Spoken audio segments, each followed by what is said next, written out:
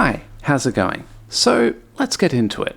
To start with, we have got just a really bare bones app, which we're going to be growing and refactoring as we go.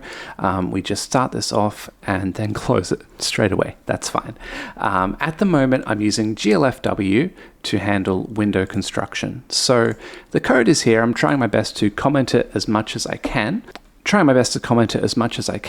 However, I will also be linking it down below in the video description before and after you can get acquainted with it. So I'm just going to make a variable here to track whether we'll be printing out debug messages, set a few parameters, and then jump into this function which will set up the GLFW side of things. So hopefully this should be familiar.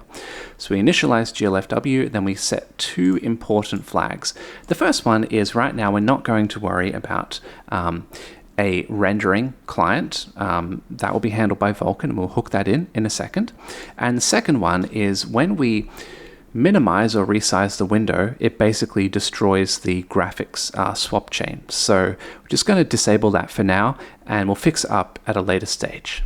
Okay, so then we go ahead and we create a GLFW window. And as we can see here, we just pass in, the dimensions of the window, the title, we got to be ambitious. And if you're watching my other video series, yes, I am recycling my jokes. That's okay. That's fine. And then we pass in a handle to the monitor that we're going to be using. No monitor in this case because we're not going to be full screen. We're just going to be like a little frame.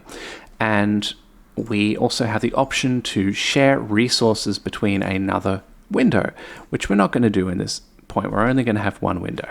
Okay. Then potentially, so then we just check whether that was created or not and print out an error if it wasn't and some information if it was. Awesome, good. And yeah, so hopefully this is pretty straightforward. So if we run this right now, yep, good. It pops up for a second. That's okay. And we have this info down here. Now, I'm really going to be focusing on these printing information out to the console for now, because as you know, there are a lot of tiny little components in a Vulkan program, and we want to just take it one step at a time. Okay, so now onto the Vulkan stuff. We want to load in the Vulkan library functions. So just like OpenGL, PyOpenGL has a wrapper with kind of pre-compiled routines to load functions. But the basic idea is that the Vulkan functions are on our graphics card. They exist there, that is where they are implemented. Now we could go full crazy and write our own, well, it wouldn't be a Python exercise, would it? But write our own program to manually get the location of functions in the graphics card. But that's not fun at all. We're not going to do that. Instead, we are going to install, pull this up, LunaG's Vulkan SDK. So we would just go here to download the Vulkan SDK, and then the latest version is this 1.2. Blah, blah, blah. I have this already on my computer. That's fine. So I'm not going to download this, but it's very straightforward. We just click, we download, yes, yes, yes. Accept the terms and conditions, the standard sort of stuff, no problems there. So we do that first, we install that, and the SDK automatically updates the path variables, so that's fine. Then the next thing is we need a Python binding to the Vulkan SDK. So there's this project here by Realytics, which is really, really awesome. It's PyVulkan. It's basically a wrapper around the Vulkan SDK, more or less.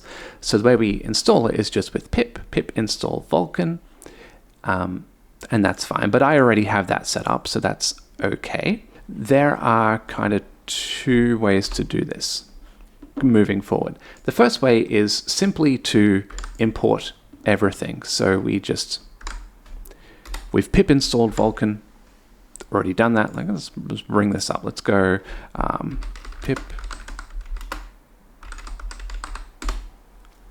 and it says we already have it. Awesome, that's good.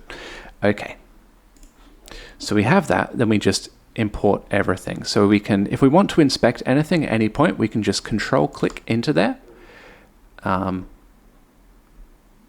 I guess we're going to control click into there, and we have a whole bunch of things, and this is quite a lot. So we have all our enum codes, and then down here we have our functions which get loaded. That's awesome. So all of these functions get loaded when we import this package. Cool. So just paste my note here. So this is what's called statically loading, because it kind of just loads everything in one go. And that gets a lot of functions, doesn't get everything. So at later points in this series, we may need to load additional functions which are not covered by this static import. In which case, this is actually very similar. It's very similar. It's designed to be similar, of course. But we can query the address of a process based on an instance, or the address of a process based on a device.